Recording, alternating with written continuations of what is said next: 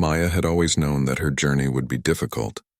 The stars seemed so far away when she was young, and the idea of leaving her home in the ancient forests of the Elven realm had seemed like madness to her people. But something inside her always pushed forward, a burning desire to explore and discover what lay beyond the mountains and the ancient woods where her kind had lived for thousands of years. Her parents thought she was foolish when she first told them about her dreams of space travel and distant worlds. Her father, a master craftsman who worked with ancient wood and stone, had looked at her with sadness in his eyes. He told her that the stars were meant to be admired from afar, not visited by elves. Her mother, a healer who understood the bond between all living things, had wept quietly but said nothing to stop her. Maya was different from other elves in ways that went beyond her unusual ambitions. She had always been drawn to knowledge and technology, spending long hours in the hidden libraries where the oldest elf records were kept. While other young elves trained in magic and the ways of nature, Maya studied engineering and mathematics. She learned about physics and astronomy from ancient texts that few of her people ever bothered to read. Some of the elder elves called her strange. Others said she was lost and would bring shame to her family. But Maya knew that she was simply reaching for something that called to her from deep within her soul. When the human ships first arrived at the edge of the Elven realm, everything changed. Maya was among the first to volunteer as a translator and guide. She had spent years learning the human languages and studying their culture through old transmissions that somehow had reached the Elven world. While other elves feared the humans and their strange machines, Maya saw opportunity and wonder. The human captain who first met with her was a woman named Rebecca Stone, a leader who was curious and open-minded. Rebecca saw something in Maya that reminded her of herself, a spirit that refused to accept limitations or live within boundaries that others had set. Silver and Night had come into Maya's life on the day she turned 16. The dragons were rare even among the Elven kingdoms, creatures of pure magic and intelligence that chose their bonded companions rather than being chosen. Silver had appeared first, landing on the balcony of Maya's home with scales that shimmered like moonlight on water. The dragon was smaller than ancient tales suggested, about the size of a large horse, but his presence filled the entire space with a sense of power and ancient knowledge. That same night, Night arrived, her dark scales seeming to absorb all light around her. The two dragons had chosen Maya together, and from that moment forward, their lives had been intertwined in ways that transcended ordinary friendship or companionship. Now, as the colony ship moved through the darkness of space, Maya often wondered if Silver and Night regretted their choice to leave the forests and mountains behind. She would visit their habitat chambers late at night when the rest of the crew slept. The chambers had been specially designed by a human engineer named David, who had taken time to truly understand what the dragons needed. He had created spaces that mimicked the forests they had left behind, with stone formations and flowing water and places where the dragons could stretch their great wings and fly in circles within the pressurized environment. Maya would sit between them as they rested, feeling their thoughts flowing into her mind like warm honey. Silver would show her visions of the human colony world they were heading toward, landscapes that he somehow saw in the hidden communications that passed through the ship. Night would send her feelings of adventure and curiosity, mixed with a strange sense of protection, as if the dark dragon was determined to keep Maya safe from whatever dangers might lie ahead. These moments of connection were the most precious thing in Maya's life, more valuable than any treasure or knowledge. The ship itself was named the Pioneer, and it carried over 3,000 humans of different backgrounds and skills. Scientists and engineers, doctors and teachers, construction workers and artists all lived together in the massive vessel. Most of them barely noticed Maya and the dragons, but some were openly hostile. There was a group of crew members led by a man named Frank, who believed that aliens should never be allowed aboard human ships. Frank had tried multiple times to convince the captain to eject Maya and the dragons into space. His arguments were passionate but always rooted in fear rather than reason. He would say things like aliens always betray humans eventually, or that the dragons were too dangerous to be trusted with the safety of the human race. Maya tried not to let Frank's hatred bother her, but it did. Every hostile look and every angry word was like a small wound that never fully healed. She wondered sometimes if she had made a terrible mistake by coming on this journey. Perhaps her people had been right all along. Perhaps humans and elves were too different to ever truly understand each other. These doubts would creep into her mind during the long stretches of time when she had nothing to do but think and reflect on her choices. The work that Maya did aboard the ship helped keep her mind busy and her spirit engaged. She served as an advisor to the ship's research team, helping them understand the technological and magical principles that her people had developed over thousands of years. The humans were fascinated by elf knowledge, particularly their understanding of harmony and balance in living systems. She also taught a class on elf history and culture for anyone who was interested. Some humans came out of genuine curiosity, while others came because they were required to as part of their crew assignments. But gradually, even the most skeptical students began to appreciate what she had to share. One of the humans who became close to Maya was a young woman named Lisa who worked in the ship's medical department. Lisa was curious and kind, and she spent hours asking Maya questions about elf physiology and healing practices. Through Lisa, Maya learned that humans were not so different from elves in many fundamental ways. They also loved and feared and hoped and dreamed. They also wanted to build something meaningful and leave a mark on the universe that mattered. Lisa began to advocate for Maya whenever the hostility got too strong, reminding people that judging someone based on their species was both illogical and cruel. Silver and Night had adapted to life on the ship far better than Maya had expected. They seemed to understand that this was a temporary home, a passage between worlds rather than a permanent place to stay. The crew's xenobiologist, a man named Marcus, had done extensive studies on the dragons and had become fascinated by their intelligence and emotional complexity. He would spend hours observing them and taking notes about their behavior. Marcus had published several papers about dragon cognition, and his work had helped convince some of the crew members that the creatures deserved respect and protection rather than fear and suspicion. Maya often visited the observation deck in the early hours of the morning when almost no one else was awake. She would stand looking out at the vast expanse of space, watching the stars and thinking about everything that had brought her to this moment. She thought about her family back on the elven world, about her mother and father and her brothers who had chosen to stay in the traditional ways. She thought about what they might be doing at this very moment, and whether they ever thought about her. She thought about the future that was waiting for her on the colony world, a future that was both exciting and terrifying in equal measure. It was during one of these quiet moments that Maya first noticed something strange happening in the ship's systems. Small glitches and unusual power fluctuations that seemed to have no logical explanation. She reported these observations to Captain Harrison, but he seemed unconcerned. He told her that large ships always had minor technical issues and that there was nothing to worry about. But Maya had studied human engineering, and she knew that these particular anomalies were not normal or random. They seemed intentional, as if someone was deliberately causing problems and then trying to cover their tracks. Maya decided to investigate on her own, spending hours in the ship's maintenance tunnels and technical spaces. Silver and Night would follow her on these explorations, their keen senses alert for anything unusual. Night in particular seemed to sense that something was wrong with the ship.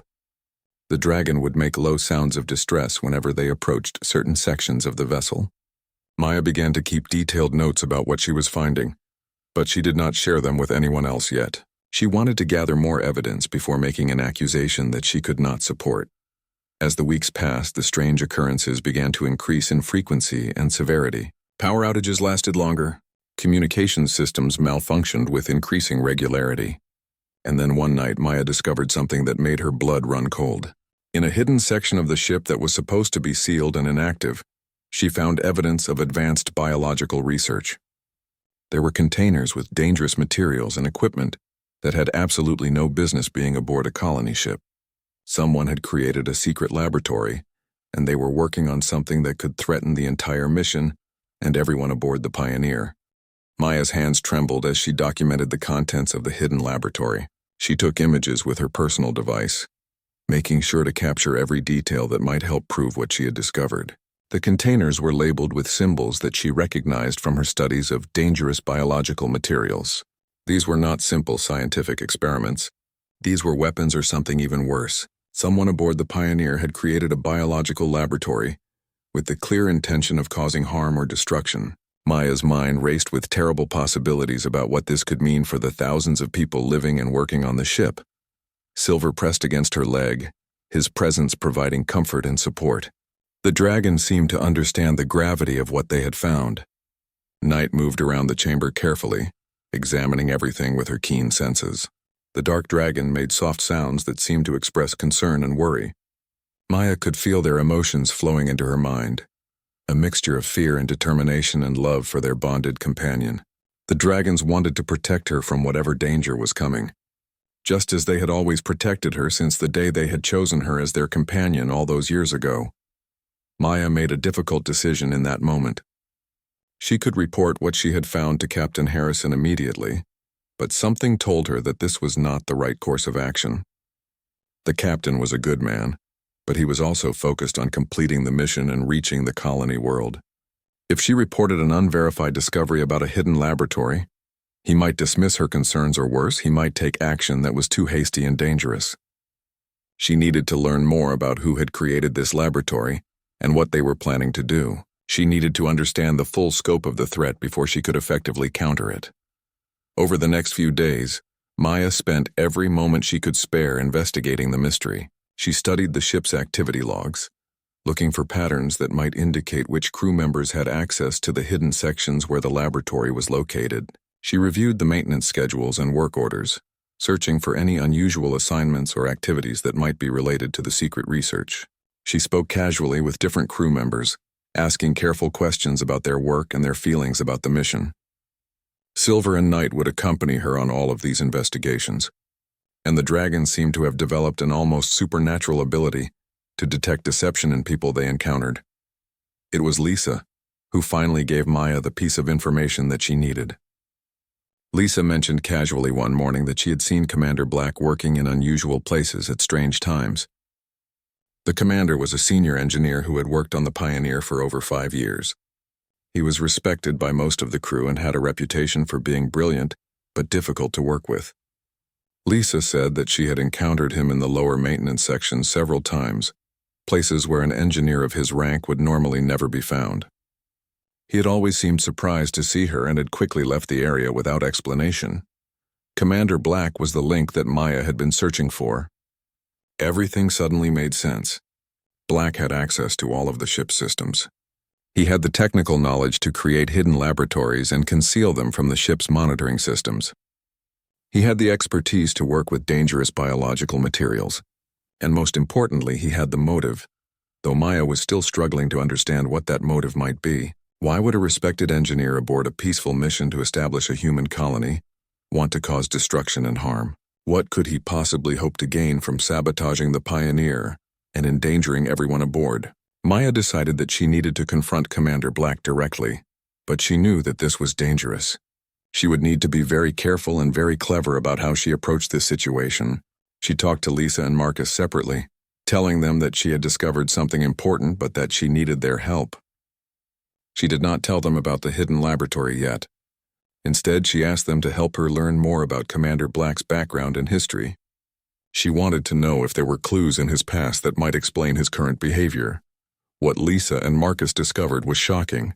Commander Black had a sister who was a high-ranking officer in what was known as the Human Purity Movement, a radical political group that believed humans should never interact with alien species.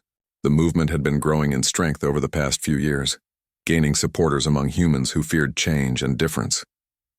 Many of their members worked in influential positions in human society, spreading propaganda and hatred against the idea of cooperation with alien species. Commander Black's sister had been publicly promoting the idea that the elves were inferior beings who should be kept separate from human development. She had even written articles and given speeches arguing that contact with aliens would corrupt human culture and society. It became clear to Maya that Commander Black had not simply become involved in the hidden laboratory by accident. He was part of something larger, part of a movement that saw the Pioneer's mission as a threat to human purity and superiority. He had volunteered to sabotage the mission from within, creating weapons and biological agents that could be used to cause chaos and potentially destroy the cooperation between humans and elves. His sister had probably been the one to organize and coordinate his involvement with the extremist group. Maya felt a deep sadness wash over her when she understood the full picture. She had tried so hard to build bridges between humans and elves, to show that cooperation and friendship between different species was possible and beneficial, and yet, here was proof that there were humans who would actively work to prevent such cooperation. There were people who valued their prejudices and their fears more than they valued peace and progress. It was a hard truth to accept, and it made Maya wonder if her entire mission was ultimately doomed to failure. But then Silver and Night reminded her of something important. The dragons showed her images in her mind of Captain Harrison, who had been kind and respectful to her. They showed her Lisa, who had become a genuine friend and had stood up against prejudice. They showed her Marcus and David and the many other humans who had treated her with dignity and who seemed genuinely interested in learning about elf culture and wisdom. Not all humans were driven by hate and fear. There were those who chose to embrace understanding and acceptance instead of retreating into the safety of prejudice.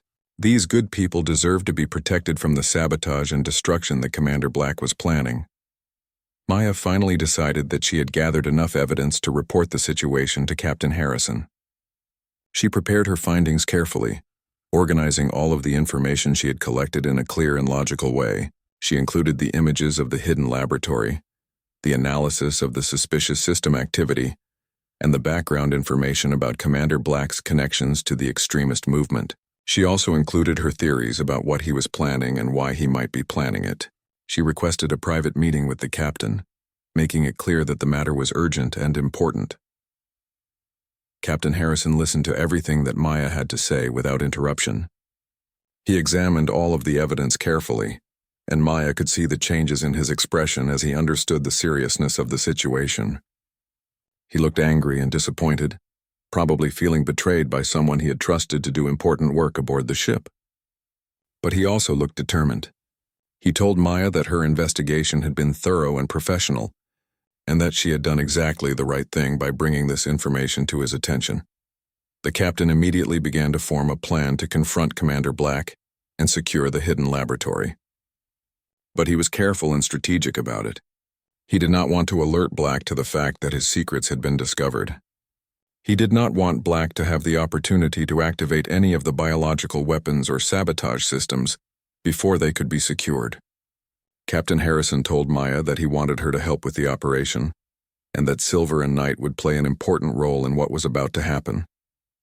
He explained that the dragon's unique sensory abilities could help them locate Black and prevent him from escaping or causing damage to critical ship systems. As they prepared for the confrontation, Maya felt a mixture of emotions coursing through her. There was fear because she knew that Commander Black was dangerous and unpredictable. There was hope because she believed that stopping him might help prove that humans and elves could work together effectively when it mattered most. There was anger because she was disgusted by the hatred that motivated Black's actions. And there was determination because she knew that failure was not an option. Too many lives depended on the success of this mission. Too many people were counting on her to do the right thing. Silver and Night seemed to sense everything that Maya was feeling. The dragons moved closer to her, their warm bodies providing physical comfort and emotional support. She ran her hands along their scales, feeling the power and intelligence that lived within them. She thought about how far she had come from the young elf girl who had dreamed of the stars and been told that her dreams were foolish and impossible. She thought about all of the obstacles The plan that Captain Harrison had developed was both bold and careful at the same time. He wanted to catch Commander Black in the act of working in the hidden laboratory so that there could be no doubt about his guilt and no possibility of him claiming that he was innocent or that the evidence had been planted. The captain assigned a team of security officers to watch the entrance to the maintenance section where the laboratory was hidden. They were instructed to monitor all activity and to alert him the moment they saw any sign of Commander Black heading in that direction. Maya was given the responsibility of waiting with Silver and Night in a nearby corridor, ready to move into action the moment the signal came that Black had been spotted. Captain Harrison himself would be monitoring the situation from the command center, coordinating all of the different elements of the operation.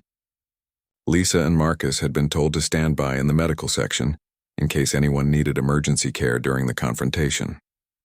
Everyone involved in the operation understood that they were taking a significant risk, but they also understood that the stakes were too high to do nothing.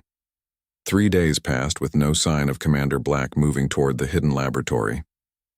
Maya began to wonder if perhaps Black had somehow become suspicious and had decided to lay low for a while.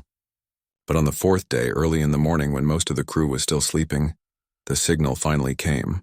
Black had been seen moving through the maintenance tunnels in the direction of the hidden laboratory. Captain Harrison's voice came through Maya's communication device, cool and professional and full of confidence. He told her to move into position but to wait for his signal before revealing herself. He did not want to alert Black to their presence before they had him completely surrounded. Maya moved through the corridors with Silver and Night, their steps silent and careful. The dragons seemed to understand the importance of stealth and secrecy. They moved like shadows, their bodies low and tense, their eyes alert for any sign of danger or movement. Maya could feel their readiness and their focus. These were not just animals following their bonded companions' instructions. These were intelligent beings who understood what was at stake, and who were committed to helping stop the threat that Commander Black represented. When they reached the entrance to the hidden laboratory, they found that several security officers were already in position. They nodded to Maya but said nothing, maintaining the silence that was essential for the operation. Maya pressed herself against the wall of the corridor, with Silver on one side and Night on the other. She could see through the open doorway into the laboratory, where Commander Black was working at one of the computer terminals. He was so focused on his work that he did not immediately notice the security officers and the elf woman, and the two dragons who were watching him from the doorway. Captain Harrison's voice came through the communication device again. He gave the signal that it was time to move. The security officers stepped forward quickly, blocking all possible exits from the laboratory. Maya moved forward as well, with Silver and Night flanking her on both sides. When Commander Black finally looked up and saw them, his face went pale. For a moment he seemed to consider fighting or running. But then he seemed to realize that there was nowhere to run, and no way to escape from the overwhelming number of people who now surrounded him. Black's expression changed from fear to anger in just a few seconds. He started shouting accusations and insults, claiming that they had no right to search his personal workspace without authorization. He said that they were violating his privacy and his dignity as a senior engineer aboard the ship. He demanded to speak with Captain Harrison and threatened to file official complaints about this harassment and abuse of authority. But no one was listening to his protests and denials. The security officers moved forward and placed him under arrest, reading him his rights according to human law and procedure. As they were leading Commander Black away, he suddenly caught sight of Silver and Night. The dragons were standing on either side of Maya, their posture protective and their eyes fixed on the arrested engineer. Something about the sight of the two creatures seemed to trigger something in Black. His face twisted with hatred and rage. He started shouting about how elves and their monster creatures had no business being on a human ship. He said that they were the ones who should be arrested and imprisoned. He claimed that everything he had done was for the protection of humanity and human purity. Maya listened to his hatred with a heavy heart. She understood now that reasoning with someone like Commander Black was probably impossible. His mind had been poisoned by the ideologies of his extremist sister and her movement. He probably genuinely believed that what he was doing was right and necessary. He probably saw himself as a hero protecting his species from the threat of alien contamination. This made him dangerous in a way that was difficult to counter with logic or facts. People who believe they are heroes are willing to do terrible things without guilt or hesitation. Once Commander Black had been taken away, Maya and the security team began a careful examination of the hidden laboratory. They documented everything, taking images and records of the biological materials and the research that Black had been conducting. The security team brought in specialized equipment designed to safely handle dangerous biological materials. They carefully secured the containers and the samples, making sure that nothing could accidentally be released or spread throughout the ship.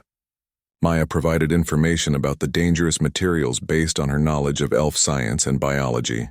Together, they worked to neutralize the threat that Black had created. Captain Harrison himself arrived in the laboratory after Black had been secured and removed. He looked around at everything with a grim expression. He turned to Maya and thanked her for her work in discovering this threat, and for her courage in helping to stop it. He told her that if Black's plans had been allowed to continue uninterrupted, the biological weapons could have caused massive casualties aboard the Pioneer. Thousands of people could have died. The mission could have failed. And the cooperation between humans and elves could have ended before it had even really begun. The captain also addressed the security team and spoke about the importance of their service. He told them that they had all done something significant and meaningful. They had protected their ship and their mission. They had defended the lives of thousands of people.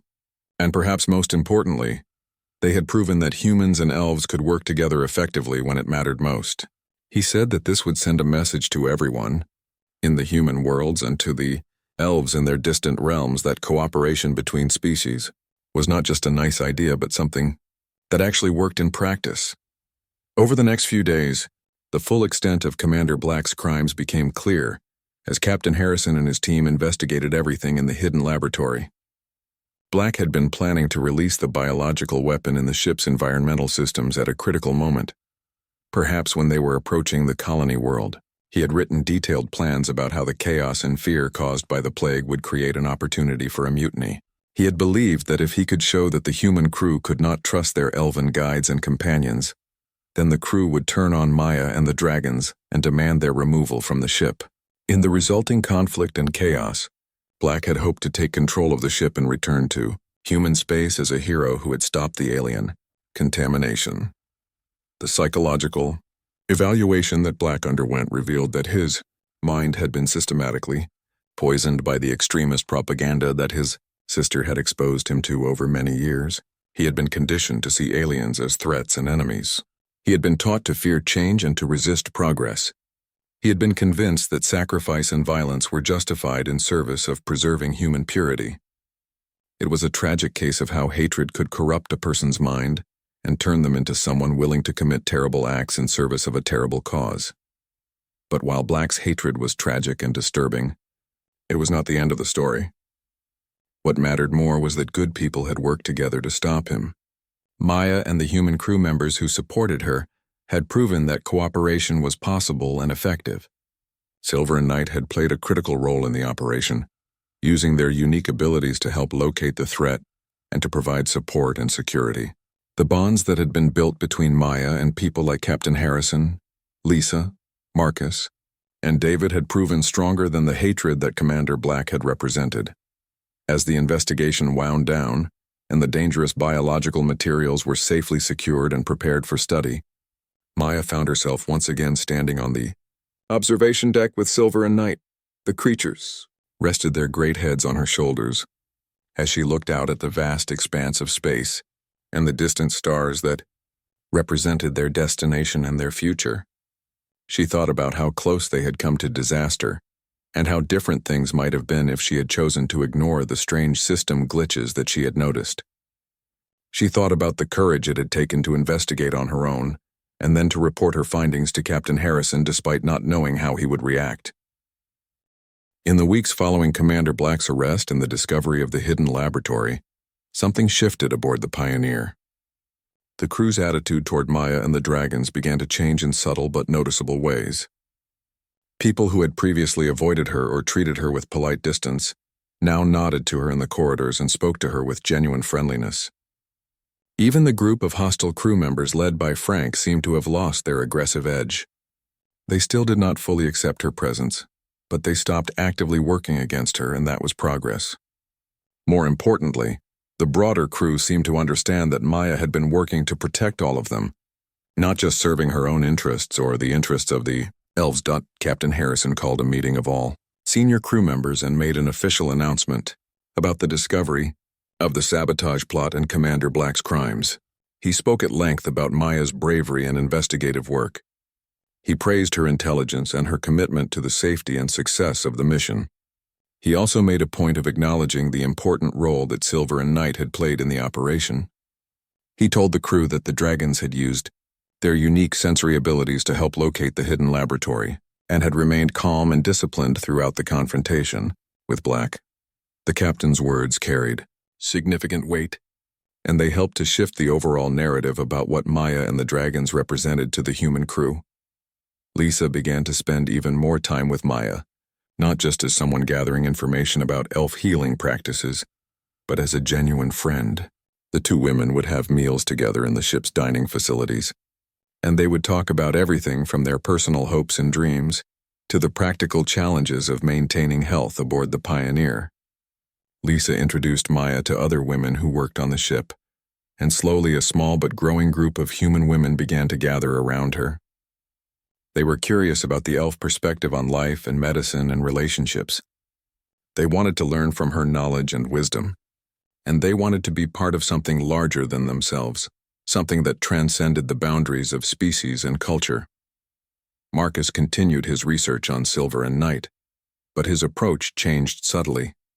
Where before he had been studying them as specimens or examples of an alien species, he now treated them as conscious beings worthy of respect and understanding. He consulted with them about his research, asking Maya to help him communicate his questions about their biology and their intelligence to the dragons. Silver and Night seemed to enjoy these sessions of interaction with Marcus. They would respond to his questions with gestures and sounds and through the telepathic bond they shared with Maya. Marcus eventually published a revised version of his research paper, one that presented the dragons not as animals to be studied but as sapient beings who possessed their own form of consciousness and culture. David, the engineer who had designed the habitat chambers for Silver and Night, continued to refine and improve those spaces. He would visit the chambers regularly to see how the dragons were adapting to life aboard the ship.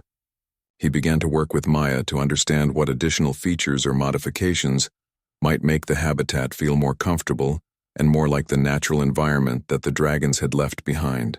He created a larger flying space where the dragons could stretch their wings more fully. He constructed rocky formations and water features that echoed the landscapes they had known in the elven realms. His work became his passion and his obsession, and in doing so, he created something beautiful and meaningful that represented the possibility of genuine cooperation between humans and the alien visitors that traveled with them. The ship's regular maintenance cycles and operational routines continued as the Pioneer moved steadily toward the colony world. But now there was a different energy and spirit among the crew. People seemed more unified and more purposeful. They seemed to understand that they were working together towards something important, and that everyone aboard the ship, regardless of their species or background, had a role to play in making the mission successful. The hostility and suspicion that had previously characterized some people's attitudes began to fade, replaced by a growing sense of community and shared purpose. Maya received a private message from her family back on the elven world. Her mother and father had heard about her role in discovering and stopping the sabotage plot. The news had traveled through the elf communications network and had reached even the remote forests where her family lived. Her mother wrote that she had been wrong to doubt Maya's path and her choices. She said that she was proud of her daughter for having the courage to pursue her dreams, and for using those dreams to make a difference in the world. Her father wrote that he had come to understand that knowledge and technology were not evil or corrupting, and that Maya's pursuit of these things had proven her wisdom and her good character. The messages made Maya weep with a mixture of joy and sadness. Joy that her family finally understood and accepted her choices, and sadness that she was so far away from them and could not embrace them and share in their pride and love in person. As the months continued to pass, Maya noticed that her bond with Silver and Night was becoming even deeper and more complex. The dragons seemed to have matured in response to the dangers they had helped confront and overcome. They showed a greater wisdom and understanding of both human nature and elf nature. They seemed to comprehend the larger significance of what was happening aboard the Pioneer. The fact that they were not just participating in a simple mission, but were instead part of something historic and transformative. The dragons began to communicate more sophisticated thoughts and complex ideas through their telepathic bond with Maya. Night showed her visions of a future where humans and elves and even dragons lived together in harmony. Silver showed her images of cities and settlements on the colony world that had been built through the combined efforts and wisdom of multiple species. Late one night, Maya was sitting in the observation deck when Frank, the man who had led the group opposing her presence aboard the ship, approached her quietly. He stood next to her for a long moment without speaking, looking out at the stars. Finally, he said that he wanted to apologize for the way he had treated her and for the things he had said. He told her that he had been afraid of change and afraid of things that he did not understand. But he said that he had watched her work and had listened to what others said about her courage and her intelligence, and he had realized that his fears were not rational or justified. He said that he was sorry for his hatred and his prejudice. He said that he hoped she could forgive him, and that perhaps they could start fresh. Maya turned to look at Frank and she saw something in his face that had not been there before. She saw a person who was willing to admit that he had been wrong and who was genuinely trying to change. She saw someone who was capable of growth and learning despite his initial prejudices. She reached out and took his hand and told him that she forgave him and that she was grateful for his willingness to change. She said that she understood that fear was a natural response to things that were strange and unfamiliar, and that what mattered was what a person chose to do after they had experienced that fear. She told him that she believed that humans and elves could work together, and that people like him, people who were willing to overcome their prejudices and grow as individuals, were essential to making that vision of cooperation possible. The conversation with Frank seemed to represent a turning point in the overall atmosphere aboard the Pioneer. If even someone like Frank, someone who had been openly hostile and had worked actively against her, could come to accept her and value what she represented, then perhaps the broader crew could move beyond the divisions that had characterized their early interactions. Perhaps humans and elves could indeed work together as equals and as partners in building something new and meaningful on the colony world. As Maya continued to stand in the observation deck, watching the stars, she felt a sense of peace and contentment that she had not experienced in a long time. Silver and Night appeared and settled down next to her, their massive bodies providing warmth and comfort. She thought about all of the obstacles that she had overcome, and all of the challenges that still lay ahead. She thought about her family and her home in the Elven realms.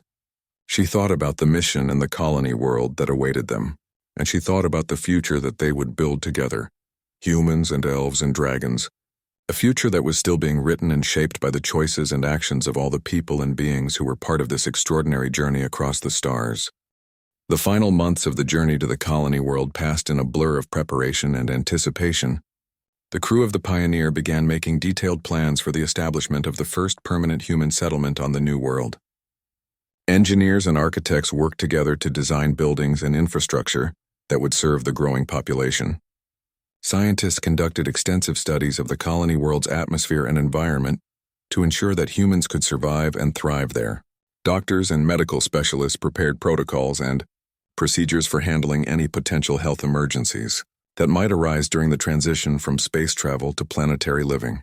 Maya found herself increasingly involved in these planning processes. She worked with the architects to incorporate design principles from Elven architecture, creating structures that would be not just functional, but also beautiful and harmonious with the natural environment. She advised the environmental scientists about plants and ecosystems that might be sustainable on the colony world, sharing knowledge about how elves had maintained balance with their natural surroundings for thousands of years. She contributed to medical protocols by helping the doctors understand elf physiology and how that knowledge might be applied to anticipating and preventing health problems for the human settlers. Her contributions were valued and respected, and more importantly, they helped create a sense that the colony would truly be a shared project between humans and elves rather than a human colony that happened to have some alien guests. Silver and Night seemed to sense that they were approaching their destination. The dragons became restless in their habitat chambers, pacing back and forth with nervous energy. They would make sounds that seemed to express both excitement and anxiety about what was coming. Through her telepathic bond with them, Maya could sense their thoughts and feelings. They were wondering what the colony world would be like. They were worried about whether they would be able to adapt to a new environment.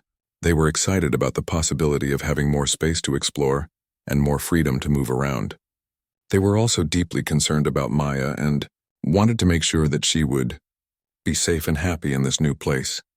Lisa approached Maya one day and told her that she had been thinking about their friendship and about what they had accomplished together. She said that she wanted to make Maya a formal offer. She wanted to create a position aboard the Pioneer, and later on the colony world for an official coordinator of human-elf relations. She said that this person would work on cultural exchange programs and education initiatives, and would serve as a bridge between the human and elf communities. She told Maya that she believed that Maya was the perfect person for this position and that the role could help ensure that the settlement they were building would truly be a place where both species worked together as equals. Maya felt tears coming to her eyes as she listened to Lisa's offer. She realized that this was more than just a job opportunity. It was recognition that she belonged and that her work had meaning and value.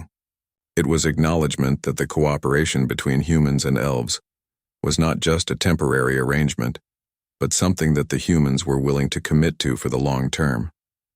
She accepted Lisa's offer without hesitation and began immediately to think about what such a position would entail and how she could best serve the goal of building genuine partnership between the two species. Captain Harrison also approached Maya and told her that he wanted to establish a formal delegation system for future interactions between human and elf authorities. He said that Maya would serve as the official elf representative to the human colonial government, and that they would send a human representative to the elf councils to carry messages and information between the two societies. This system, the captain explained, would ensure that important decisions could be made collaboratively, and that misunderstandings could be minimized through direct communication. It represented a formal commitment to treating elves and humans as partners, rather than as mere visitors or guests.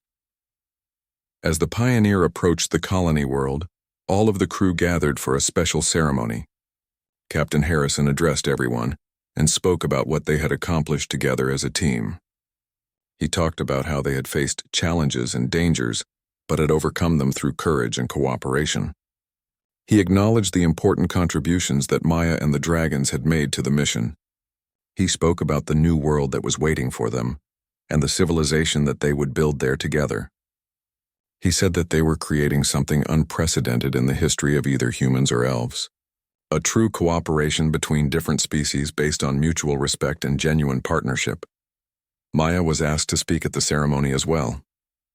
She stood before the gathered crew with Silver and Night standing beside her, and she shared her thoughts about the journey and about what she believed the future held.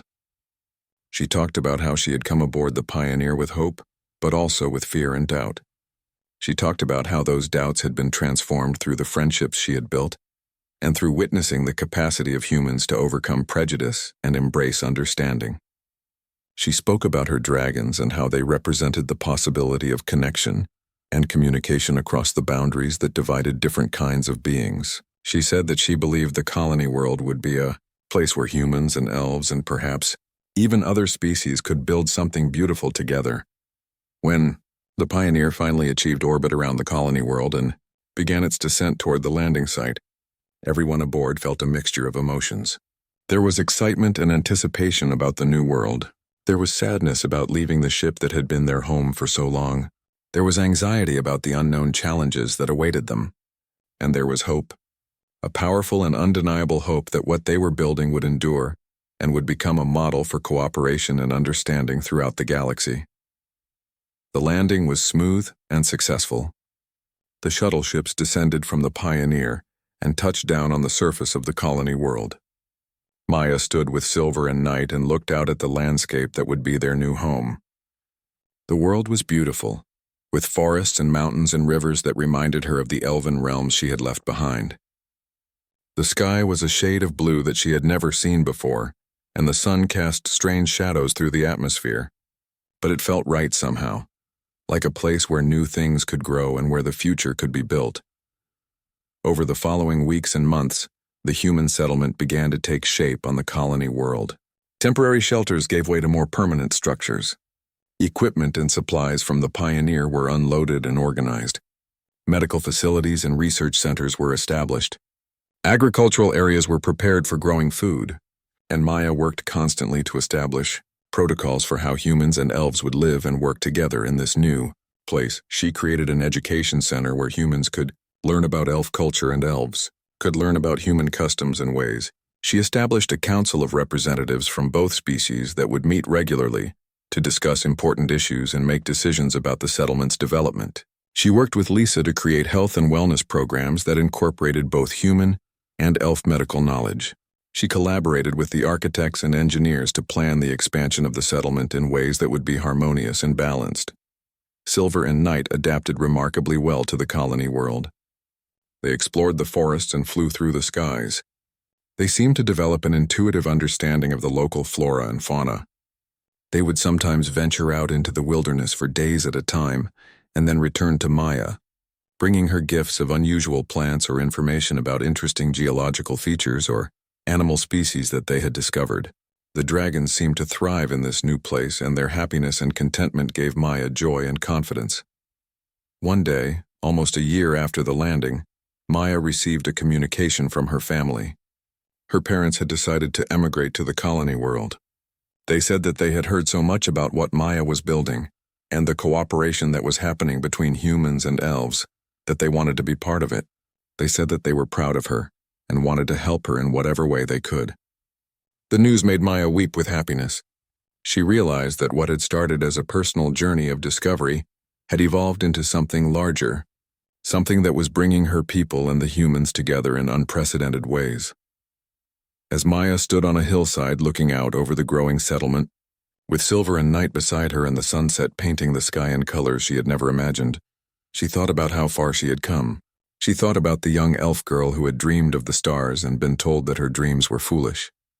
She thought about the challenges and dangers she had faced. She thought about the friendships she had built and the prejudices she had helped to overcome. She thought about everything that still needed to be done to ensure that the colony would truly be a place of genuine cooperation and partnership. But mostly, she thought about the future. She thought about the colony world growing and developing over centuries and millennia. She thought about humans and elves and perhaps other species coming together and building something